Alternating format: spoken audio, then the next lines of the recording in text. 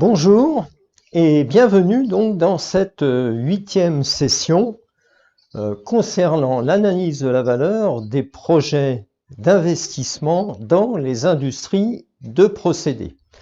Aujourd'hui, nous allons parler des pièges à éviter pour réussir ce type d'études.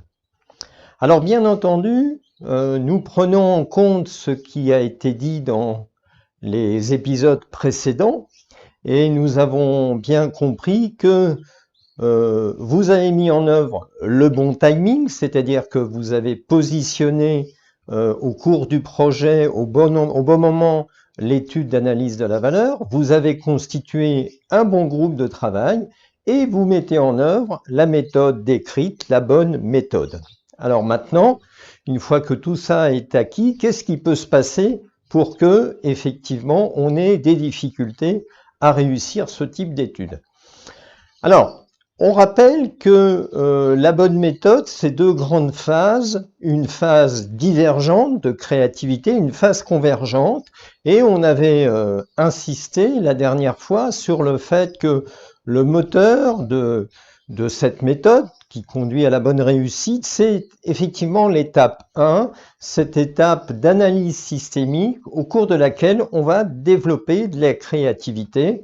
Et c'est donc sur cette étape qu'on va se concentrer pour identifier donc les pièges à éviter, sachant que une fois que cette étape est passée, qu'on a réussi à développer la créativité, identifier les variantes, la suite de la démarche est une démarche beaucoup plus classique d'ingénierie pour atteindre l'optimum.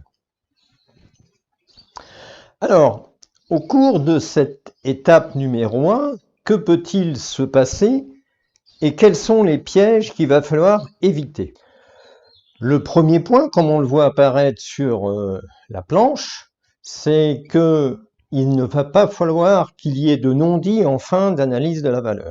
Autrement dit, tout ce qui est dit va être fait et puis le reste sera oublié. L'analyse de la valeur, c'est une charte de réalisation, c'est un contrat entre un fournisseur et un client. Le fournisseur, c'est disons le maître d'œuvre, l'ingénierie qui réalise, et le client, c'est l'utilisateur du futur investissement, que ce soit l'exploitant, que ce soit le responsable de maintenance, évidemment, les services commerciaux. Si on travaille sur un projet, il y a un impact direct sur les produits fabriqués. Ça, c'est le premier point.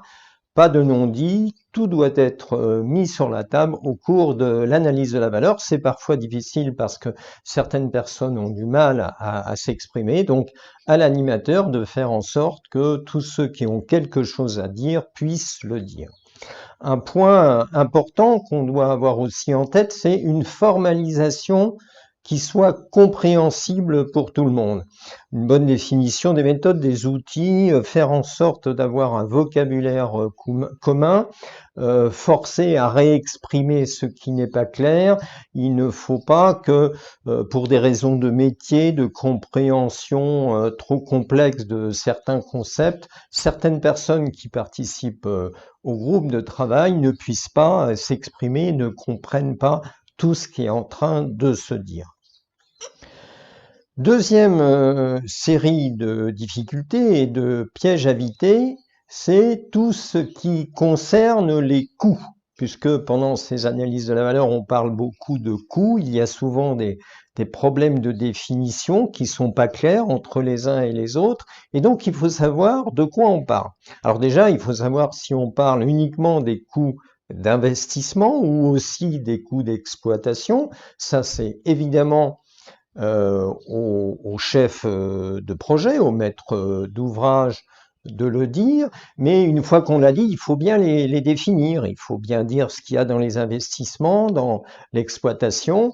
Il ne faut pas oublier que effectivement, quand on prend la somme des coûts, il y a des coûts de développement, d'industrialisation, bien sûr de construction, mais on a des coûts qui vont durer bien plus longtemps en exploitation, en business, en maintenance, voire en déconstruction. Donc ce chapitre des des coûts est un chapitre à lui tout seul qu'il faut définir, qui doit faire l'objet d'un paragraphe où toutes les définitions sont données et on précise clairement les hypothèses qui vont être prises en compte pendant l'étude. Alors ensuite, on en arrive à un autre type de pièges qui sont des pièges de type philosophique. On est dans la science molle, c'est tout ce qui concerne les inhibiteurs de créativité qui vont nous empêcher d'aboutir à toutes les variantes possibles éventuellement. Alors, ces inhibiteurs de créativité, on le voit sur cette planche, c'est quoi? C'est la tradition, par exemple, et les autorités. Alors, la tradition, c'est bien entendu ce qu'on connaît tous dans sa vie de tous les jours, c'est le respect des modèles anciens, c'est un comportement qui a tendance à être répété, on fait comme on a toujours fait, c'est aussi un certain dogmatisme. On fait comme ça et puis point, et puis ça a toujours été fait comme ça. C'est aussi l'appartenance à un certain milieu, à une certaine communauté, un peu comme une religion. On ne se pose pas de questions, c'est comme ça qu'on fait chez nous ou dans ce milieu-là. Voilà. Et ça, c'est évidemment un frein important au développement de la créativité. Alors, il y a un autre frein qui est celui des autorités.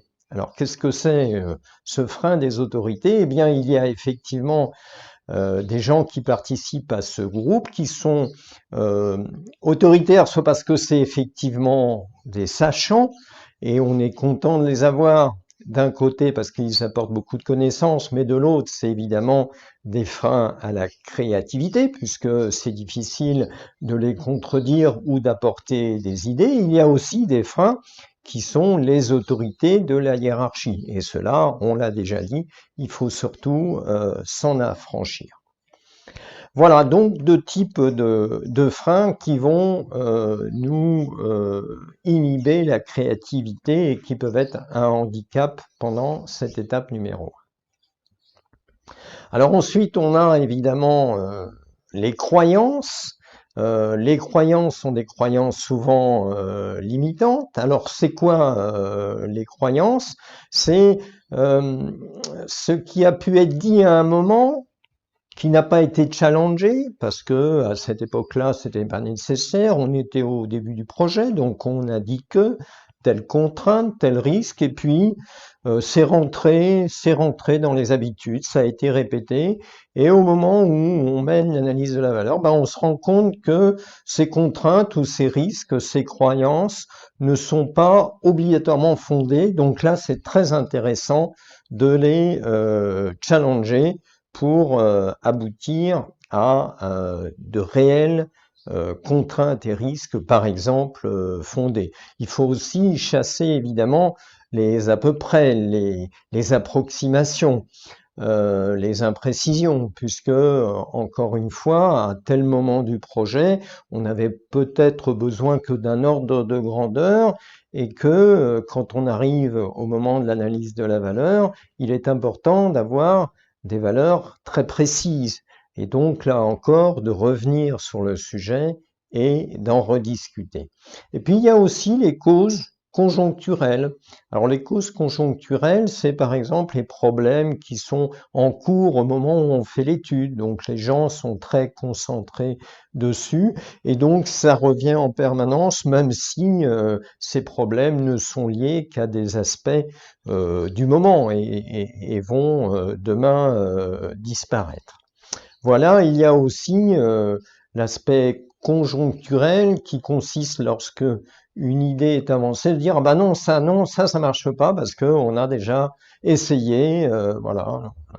Il y a 2 ans, 3 ans, à telle époque, on avait essayé telle et telle chose, ça marchait pas. Mais ça marchait pas dans quelles conditions?